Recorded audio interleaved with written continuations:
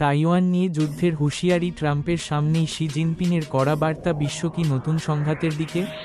আসসালামু আলাইকুম ওয়া রহমাতুল্লাহ। প্রিয় দর্শক, আজ আমরা এমন একটি বিষয় নিয়ে কথা বলবো যা শুধু একটি বিশ্ব রাজনীতির সবচেয়ে ভয়ঙ্কর এবং স্পর্শকাতর সংঘাতগুলোর একটি। এখন তাইওয়ান ইস্যু। একদিকে বিশ্বের সবচেয়ে শক্তিশালী সামরিক শক্তি যুক্তরাষ্ট্র, অন্যদিকে দ্রুত উত্থানশীল পরাশক্তি চীন। আর এই দুই দেশের মাঝখানে দাঁড়িয়ে আছে ছোট্ট একটি দ্বীপ তাইওয়ান। সম্প্রতি বেইজিংয়ের এক গুরুত্বপূর্ণ শীর্ষ সম্মেলনে মার্কিন প্রেসিডেন্ট ডোনাল্ড ট্রাম্পের সামনেই চীনের প্রেসিডেন্ট শি জিনপিং এমন এক কড়া হুঁশিয়ারি দিলেন যা পুরো বিশ্বকে নতুন করে আতঙ্কিত করে তুলেছে। শি জিনপিং স্পষ্ট ভাষায় জানিয়ে দেন, তাইওয়ান ইস্যু ভুলভাবে সামলানো হলে বিশ্ব অর্থনীতি এবং চীন যুক্তরাষ্ট্র সম্পর্ক বিপজ্জনক রূপ নিতে পারে। কেন তাইওয়ান এত গুরুত্বপূর্ণ? কেন চীন এটিকে নিজেদের অংশ বলে দাবি করে? কেন যুক্তরাষ্ট্র তাইওয়ানকে অস্ত্র দিতে চায়? আর সত্যিই যদি সংঘাত শুরু হয় তাহলে কি হবে পুরো বিশ্বের? আজকের ভিডিওতে আমরা ধাপে ধাপে বিশ্লেষণ করব তাইওয়ান সংকটের ইতিহাস, চীন যুক্তরাষ্ট্রের ক্ষমতার লড়াই, সম্ভাব্য যুদ্ধের ঝুঁকি এবং ভবিষ্যৎ বিশ্ব রাজনীতির চিত্র। ভিডিওটি শেষ পর্যন্ত দেখুন। তাইওয়ান পূর্ব এশিয়ার একটি দ্বীপ অঞ্চল। বর্তমানে সেখানে আলাদা সরকার, আলাদা সেনাবাহিনী এবং আলাদা রাজনৈতিক ব্যবস্থা রয়েছে। তাইওয়ানের জনগণ গণতান্ত্রিকভাবে সরকার নির্বাচন করে, কিন্তু চীন কখনোই তাইওয়ানকে স্বাধীন রাষ্ট্র হিসেবে মানে না। বেইজিংয়ের দাবি তাইওয়ান চীনেরই অংশ। এই বিরোধের ইতিহাস অনেক পুরনো। 1949 সালে চীনের গৃহযুদ্ধ শেষে কমিউনিস্ট পার্টি মূল ভূখণ্ডের নিয়ন্ত্রণ নেয়, আর জাতীয়তাবাদী সরকার তাইওয়ানে আশ্রয় নেয়। সেখান থেকেই শুরু হয় দুই আলাদা প্রশাসন। কিন্তু সময়ের সাথে সাথে তাইওয়ান প্রযুক্তি ও অর্থনীতিতে বিশাল শক্তিতে পরিণত হয়। বিশেষ করে সেমিকন্ডাক্টর শিল্পে তাইওয়ান এখন বিশ্বের অন্যতম গুরুত্বপূর্ণ কেন্দ্র। বিশ্বের বড় বড় প্রযুক্তি কোম্পানি তাইওয়ানের চিপের উপর নির্ভরশীল। মোবাইল ফোন, কম্পিউটার, কৃত্রিম বুদ্ধিমত্তা, সামরিক প্রযুক্তি, সবখানেই তাইওয়ানের প্রভাব রয়েছে। চীনের কাছে তাইওয়ান শুধু ভূখণ্ড নয়, এটি জাতীয় মর্যাদা, রাজনৈতিক আদর্শ এবং নিরাপত্তার বিষয়। চীনের এক চীন নীতি অনুযায়ী পৃথিবীতে একটাই চীন থাকবে এবং তাইওয়ান তার অংশ।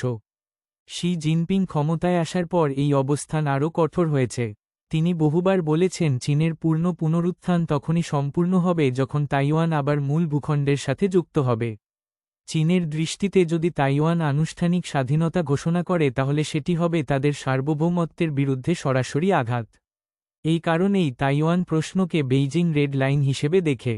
আরেকটি গুরুত্বপূর্ণ বিষয় হল তাইওয়ানের ভৌগোলিকভাবে প্রশান্ত মহাসাগরে সামরিক নিয়ন্ত্রণের ক্ষেত্রে তাইওয়ান অত্যন্ত গুরুত্বপূর্ণ। যদি চীন তাইওয়ানের উপর পূর্ণ নিয়ন্ত্রণ পায় তাহলে পুরো এশিয়া অঞ্চলে তাদের সামরিক প্রভাব অনেক বেড়ে যাবে।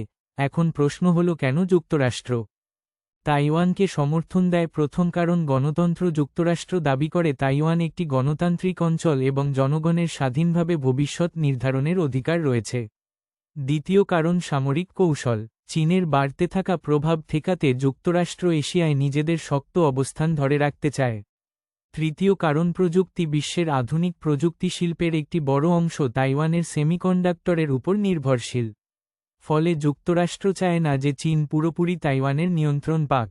সম্প্রতি তাইওয়ানের কাছে যুক্তরাষ্ট্রের সম্ভাব্য $14 বিলিয়ন অস্ত্র বিক্রির পরিকল্পনা। পরিস্থিতিকে চীন সরাসরি তাদের অভ্যন্তরীণ বিষয়ে হস্তক্ষেপ হিসেবে বিবেচনা করছেন। বেইজিং মনে করে এ ধরনের সামরিক সহযোগিতা তাইওয়ানকে আরও সাহসী করে তুলছে। অন্যদিকে যুক্তরাষ্ট্র বলছে এটি শুধুই আত্মরক্ষামূলক সহায়তা। কিন্তু বাস্তবে এই পদক্ষেপ দুই দেশের সম্পর্ককে আরও উত্তপ্ত করে তুলেছে। এই পরিস্থিতিতে বেইজিংয়ের শীর্ষ সম্মেলনে পুরো বিশ্বের নজর ছিল দুই নেতার দিকে। একদিকে বাণিজ্য যুদ্ধ, অন্যদিকে প্রযুক্তির নিষেধাজ্ঞার মাঝেও তাইওয়ান সব মিলিয়ে পরিস্থিতি আগেই উত্তপ্ত ছিল। এই সম্মেলনে চীনের প্রেসিডেন্ট স্পষ্ট ভাষায় ট্রাম্পকে সতর্ক করেন। তিনি বলেন, তাইওয়ান প্রশ্নটি চীনের কাছে সবচেয়ে সংবেদনশীল। এইখানে কোনো ভুল পদক্ষেপ পুরো সম্পর্ক ধ্বংস করে দিতে পারে। চীনা পররাষ্ট্র মন্ত্রণালয়ের বক্তব্য এক। তাদের মতে তাইওয়ান প্রশ্নে কোনো আপোষ হবে না। বিশ্লেষকদের মতে এটি ছিল সরাসরি কূটনৈতিক পদক্ষেপ মাত্র। চীন বোঝাতে চেয়েছে তারা প্রয়োজনে শক্ত প্রতিক্রিয়া দিতে প্রস্তুত। তাইওয়ানকে ইস্যু করে সাংবাদিকরা ট্রাম্পকে প্রশ্ন করলে তিনি এড়িয়ে যান। তিনি বলেন, দুই দেশের মধ্যে ভালো সম্পর্কযুক্ত আলোচনা হয়েছে। তিনি আরও জানান, বিশ্বের শীর্ষ ব্যবসায়ী প্রতিনিধি নিয়ে এসেছেন এই সফরে, যা চীনের প্রতি সম্মান প্রদর্শন করা হবে। বিশ্লেষকদের মতে এই বৈঠকের সফলতা বিশ্বের জন্য ফলপ্রসূ বয়ে আনতে পারে। দর্শক এই বিষয়ের উপর মন্তব্য দিন, শেয়ার করুন, সাবস্ক্রাইব করুন, লাইক দিন।